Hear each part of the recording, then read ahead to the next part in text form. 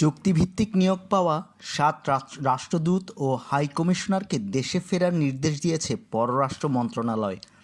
এদের মধ্যে রয়েছেন ওয়াশিংটন, রাশিয়া, সৌদি আরব, জাপান, জার্মান, সংযুক্ত আরব আমিরাত ও মালে দূতাবাসে দায়িত্বপ্রাপ্তরা।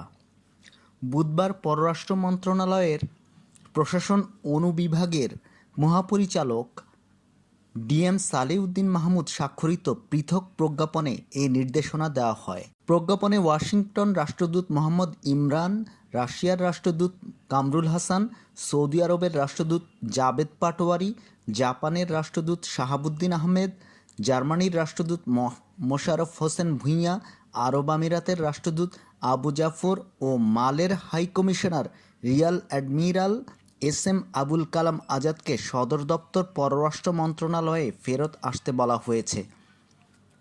পৃথক পৃথক প্রজ্ঞাপনে বলা হয়েছে, আপনাকে সদর দপ্তর পররাষ্ট্র মন্ত্রণালয় ঢাকায় বদলি করা হয়েছে, অতএব আপনাদের বর্তমান দায়িত্বভার ত্যাগ করে অবিলম্বে ঢাকায় প্রত্যাবর্তনের জন্য অনুরোধ করা হলো।